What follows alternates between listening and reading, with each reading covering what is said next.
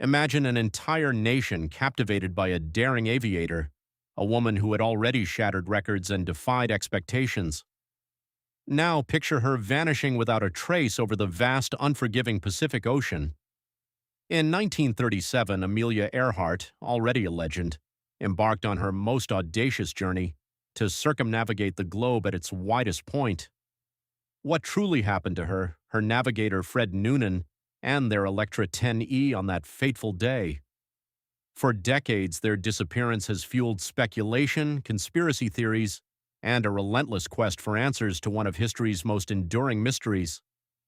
To truly grasp the magnitude of this enigma, we first need to understand the woman at its heart.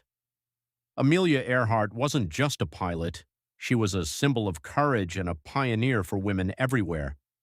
She was the first woman to fly solo across the Atlantic, a feat that transformed her into a global icon. Her celebrity status was immense, and her every move was followed with intense public interest. This final flight, an attempt to become the first person to circumnavigate the globe near the equator, was her crowning ambition. It was a journey fraught with peril, pushing the boundaries of aviation technology and human endurance. The aircraft itself, a sleek Lockheed Electra 10E, was specially modified for the journey, fitted with extra fuel tanks. Her navigator, Fred Noonan, was an experienced celestial navigator, crucial for guiding them across the vast expanses of the Pacific where landmarks were non-existent. The initial leg of the flight was a success, pushing eastward from California, across the Atlantic, Africa, and Asia.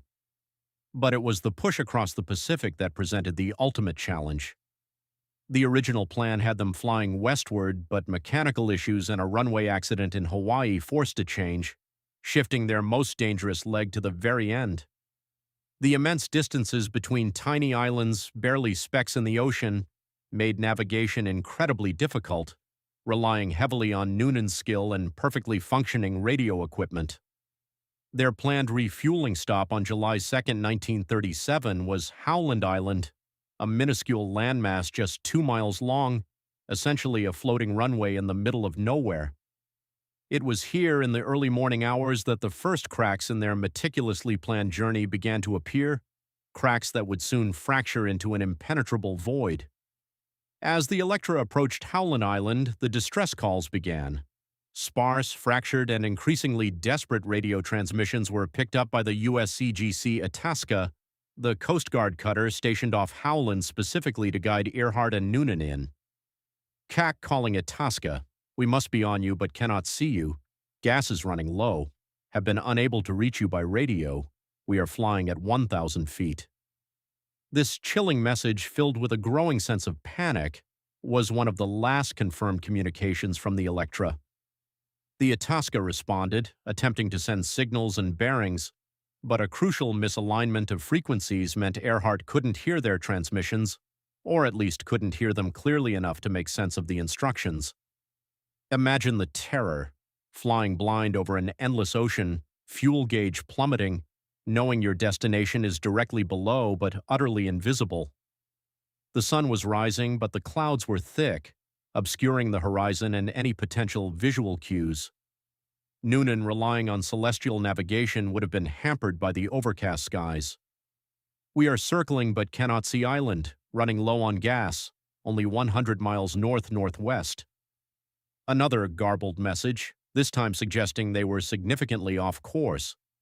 Then silence, a deafening, permanent silence that swallowed two pioneers whole. The official explanation, often repeated, is the crash and sink theory. They simply ran out of fuel and plunged into the Pacific, their aircraft quickly descending to the crushing depths, leaving no trace. It's plausible, given the conditions and the distances. But is it the whole truth? What if their final messages, hinting at being on you and circling, meant they were indeed over Howland but simply couldn't locate it before their engines sputtered? But things took a far more perplexing turn. Almost immediately, other theories began to emerge, fueled by the sheer lack of physical evidence. The most prominent, and arguably most unsettling, is the Gardner Island or Nikumaroro theory. This hypothesis suggests that Earhart and Noonan didn't immediately crash and sink. Instead, seriously low on fuel, they managed to land their Electra on an uninhabited coral atoll, then known as Gardner Island, now Nikumaroro, approximately 350 nautical miles southeast of Howland. The theory posits that they survived for a time, perhaps weeks or even months, as castaways. This isn't just wild speculation. Over the decades, tantalizing clues have emerged. In 1940, a British colonial officer, Gerald Gallagher, discovered human partial skeletal remains, a woman's shoe, a sextant box like Noonan's, and a bottle of Benedictine liqueur, a brand Earhart was known to favor, on Nikumaroro. The bones were initially deemed masculine, but a reanalysis in 2018 using modern forensic techniques suggested they were consistent with a female of Earhart's stature and ancestry. Furthermore, numerous attempts at radio communication were reported for days, even weeks, after Earhart's last confirmed transmission.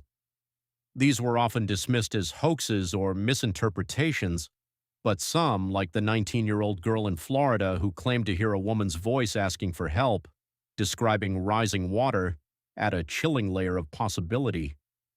Imagine Earhart, a symbol of independence and strength, trapped on a desolate island, her final desperate calls fading into the static. The International Group for Historic Aircraft Recovery, TIGAR, has dedicated decades to investigating Nikumaroro, conducting numerous expeditions. They've found artifacts consistent with a castaway camp, including pieces of glass, cosmetic jars, and even a zipper pull that matches those used on clothes from the 1930s. Perhaps the most compelling find was highly corroded aluminum scraps, some exhibiting rivet patterns consistent with the Electra 10E. While none of these finds are definitive, collectively they paint a compelling picture. They suggest not an immediate demise in the ocean's depths, but a protracted, horrific struggle for survival, isolated and unheard, on a tiny island at the edge of the world. The U.S. Navy conducted an extensive search immediately after the disappearance, but it focused on the area around Howland Island, not extending far enough south to encompass Nikumaroro. If they did land there, they were beyond the initial search grid. This wasn't a sudden, instant tragedy, but a slow, agonizing descent into oblivion, a fate far more terrifying than a quick crash. Their final moments were not a swift plunge, but a quiet, desperate vigil against the relentless forces of nature. What they discovered next, or rather what they didn't discover, the wreckage, is what keeps the mystery alive. Despite countless expeditions, advanced sonar technology, and the relentless efforts of dedicated researchers, the Electra's fuselage has never been found. If it landed on Nikumaroro, where is it? TIGAR theorizes that the plane, damaged but intact enough to land, was eventually washed off the reef by storm surges.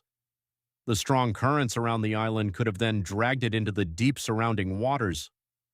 Other, more conspiratorial theories propose that Earhart and Noonan were captured by the Japanese, perhaps having been forced down near Japanese-controlled territory in the Marshall Islands. This capture theory suggests they were spies, or simply perceived as such, and either executed or held captive. These stories are often fueled by local oral histories and unsubstantiated claims, playing into the escalating tensions between the U.S. and Japan prior to World War II. While compelling narratives, concrete evidence has always eluded these theories, leaving them firmly in the realm of speculation. The recent Mariana Trench theory, proposing the plane might be in one of the ocean's deepest points, emerged from a blurry photo analysis of seabed terrain that some interpret as potential wreckage, though this remains highly contentious and unverified. Each theory, each tantalizing clue, only serves to deepen the mystery, pulling us further into the rabbit hole of what-ifs and unproven possibilities. To this day, 87 years later, the disappearance of Amelia Earhart and Fred Noonan remains one of the most compelling and discussed aviation mysteries in history. The enduring fascination isn't just about the missing plane, it's about the unknown fate of two intrepid human beings who pushed the limits of exploration. Was it a simple tragic accident of fuel exhaustion and navigational error, their plane now a silent ghost at the bottom of the Pacific? Or did they endure a horrific, prolonged struggle for survival on a remote island, their cries for help lost to the vast emptiness of the ocean? The public's imagination is forever captured by the idea of an unsolved puzzle, especially one involving such a heroic figure. Their vanishing serves as a stark reminder of the immense dangers faced by early aviators and the unforgiving nature of our world. We may never definitively know the truth, but the story of Amelia Earhart will forever stand as a testament to human courage, ambition, and the profound, humbling power of the unknown. Her legacy is one of breaking barriers, but also of a poignant, unresolved enigma that continues to beckon us to search for answers, to look harder, to wonder what really happened.